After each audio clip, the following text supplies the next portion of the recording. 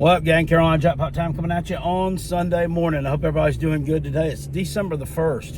You believe that? It's December already? It is. Check your calendar. Huge game yesterday of college football. Lost a lot of my voice. I'm exhausted from yesterday. It was just an exhausting day, to be quite honest with you. South Carolina, of course, with the huge 17-14 victory over the Clemson Taters in Death Valley yesterday. South Carolina picks up another ranked win, this time on the road against their arch rival in come-from-behind fashion in the fourth quarter. We're going to talk about that game some more on a separate video. I got a lot to talk about there, and I haven't got my thoughts together on that one yet. But we need to talk seriously about this is a real thing. South Carolina could make the college football playoff. Now, with a win yesterday, it was, I believe, around 29% chance. With a loss, it was 0%. And it's looking, now conference championship games have to be played, and those are going to factor somewhat into this. South Carolina obviously is going to be an at-large team if they make it.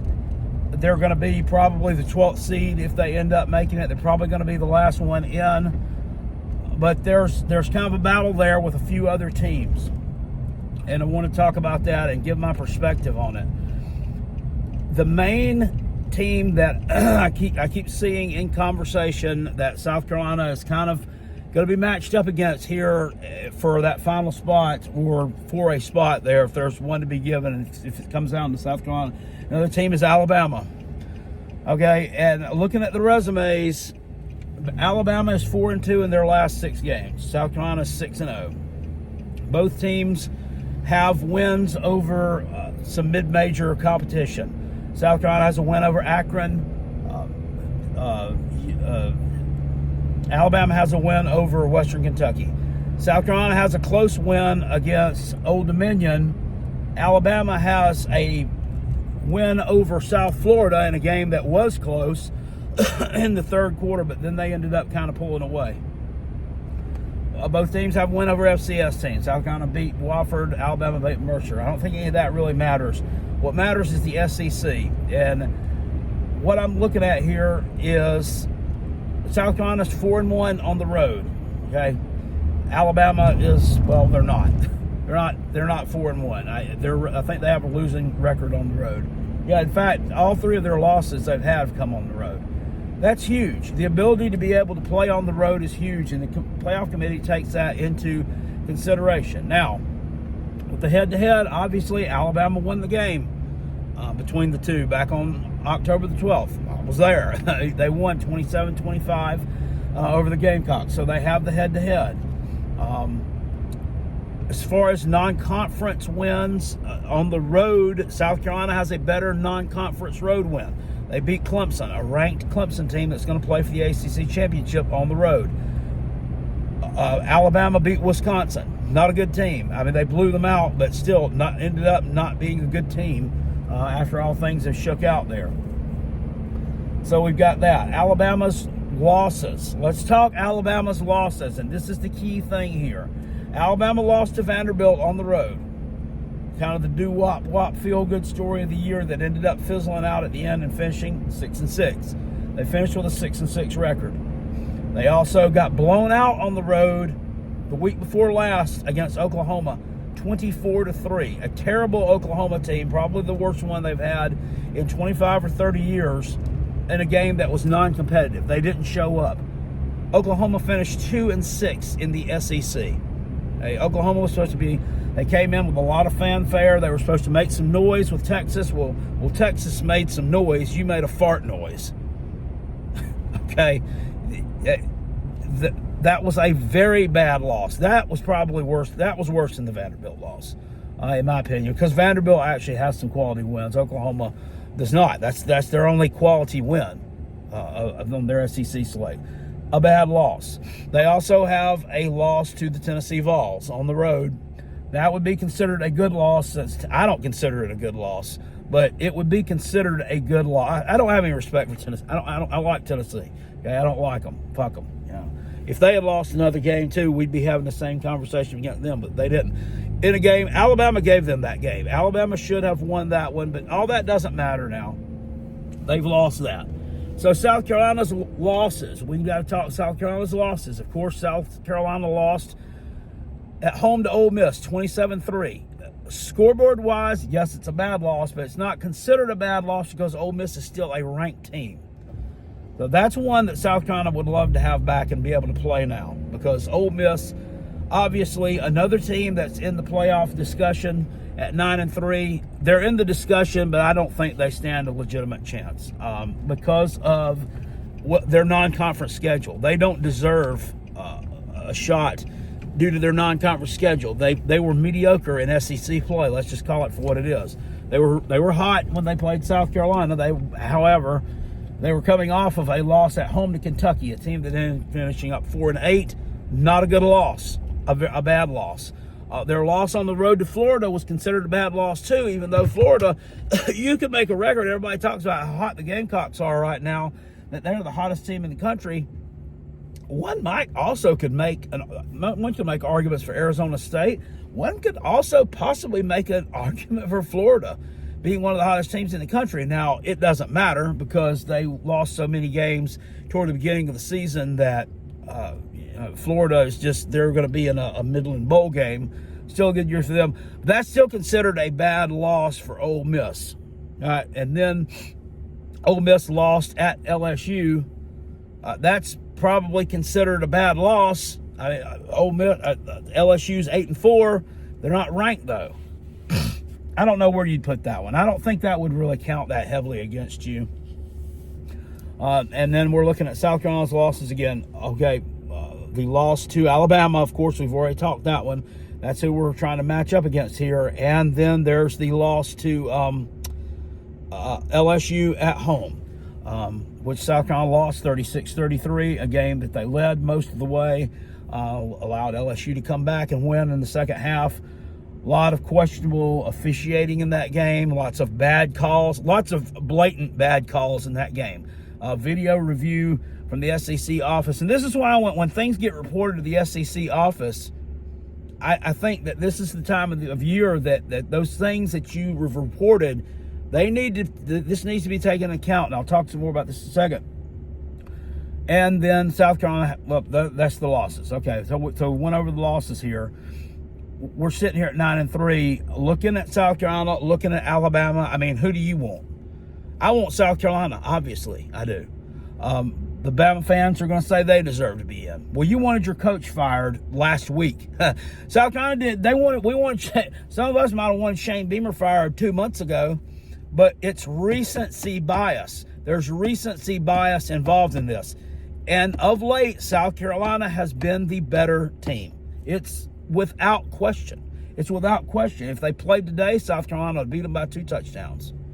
And, I mean, I've heard the national people, I've heard Uncle Lou over on his channel talk about Alabama on their best day can beat anybody in the country. I don't believe that shit. I don't believe it.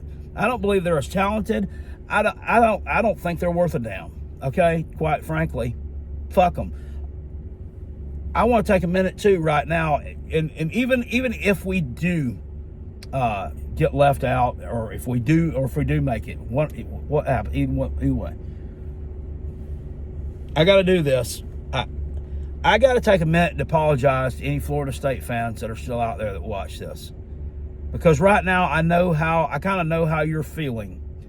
I never thought we'd be in that situation, quite honestly, but it looks like we very well could be in the same situation that the Florida State man was in this time last year. Getting pushed out of the way for a name. Getting pushed out of the name for a name on a fucking jersey. And if it does, I am, man, I don't know. I don't know about me and watching college football anymore because it would be totally unfair.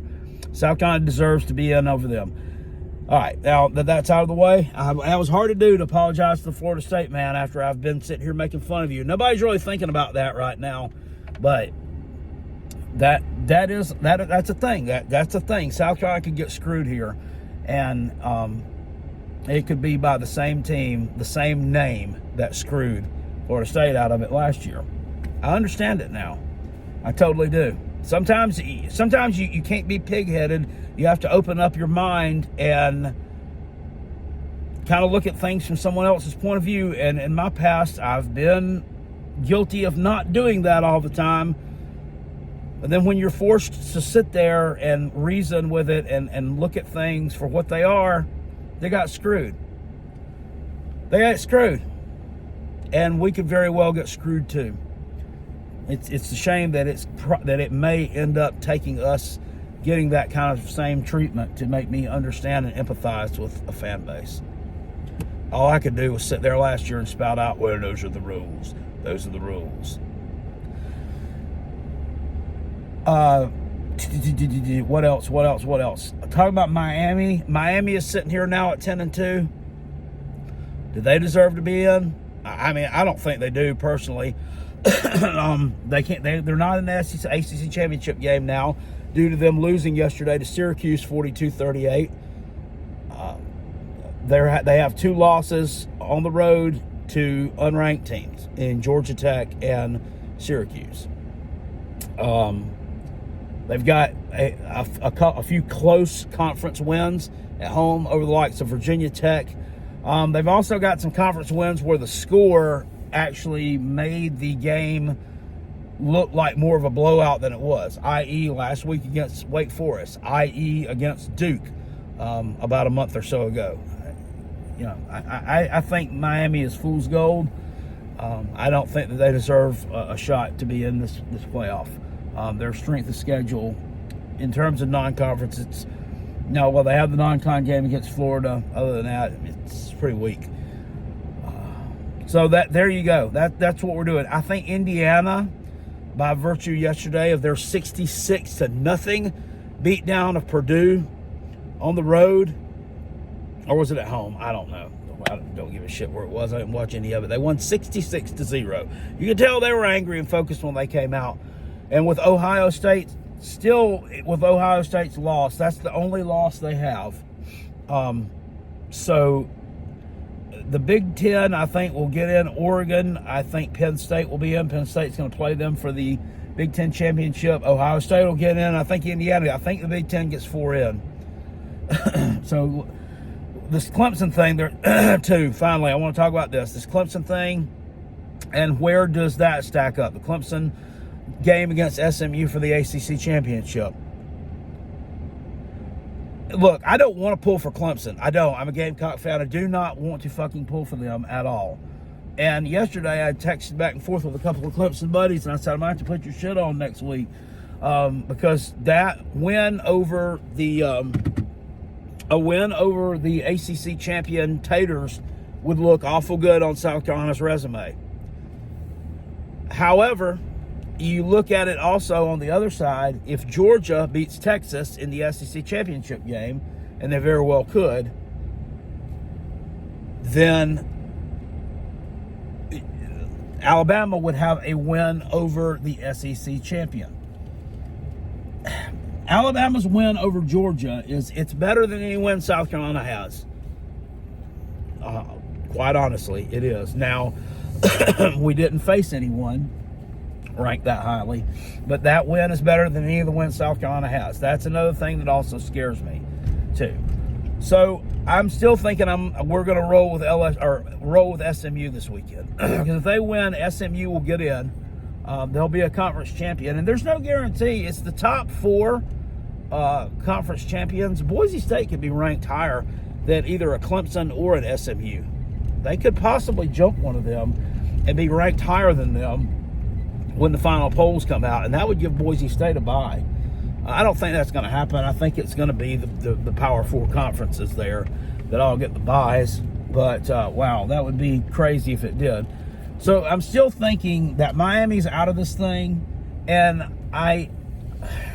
if SMU wins, I think they're in, and Clemson's out, obviously, because Clemson would have 4 losses. If they were out. So they would be done.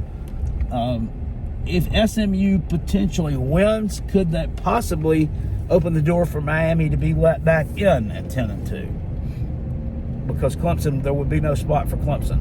Possibly. But I don't think the committee's going to put Miami in. I don't think the committee values Miami I don't think they have a lot of stock in them.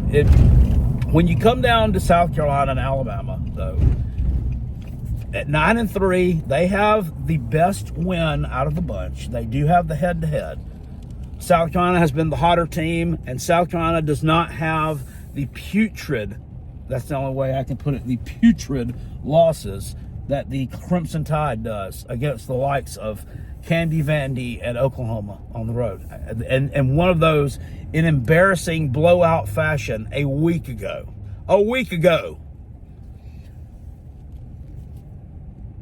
It's all of this still has to come down to is the playoff committee going to look at that LSU game, the piss poor officiating?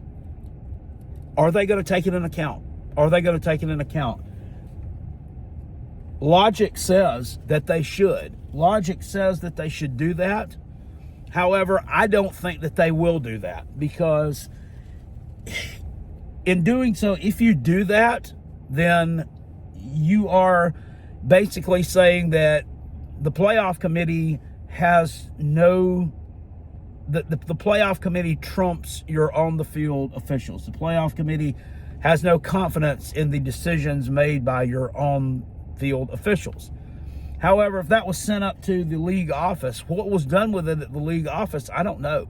I don't know if fines were handed out to these referees. I don't know if, they were given constructive feedback from this in a conversation.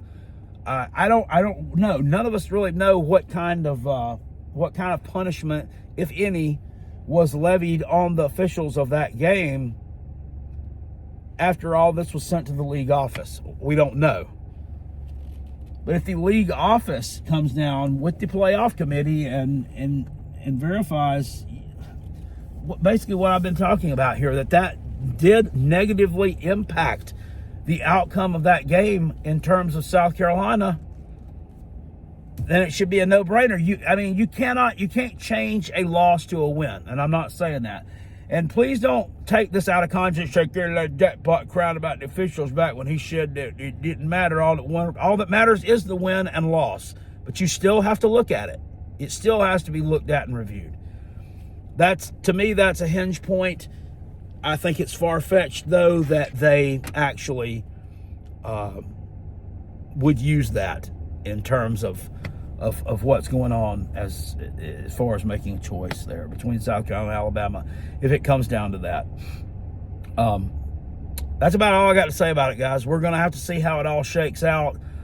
This has been one hell of a ride this year. Finishing the regular season 9-3. I know some of you guys out there that are Georgia fans, or Alabama fans, or whatever fans, bragging about going 9-3. Well, after the start that they had, absolutely no one thought that this team would be in this position right now.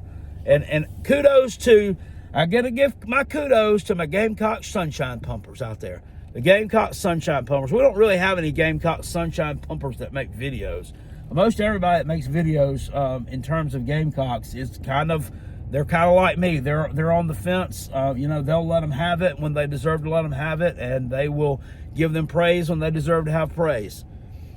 But there are Sunshine Pumpers out there all over Twitter and all over Facebook, especially all over Facebook. A lot of older people that are Sunshine Pumpers that'll sit here and give you the I told you so. Well, I got to give it to you, Sunshine Pumpers.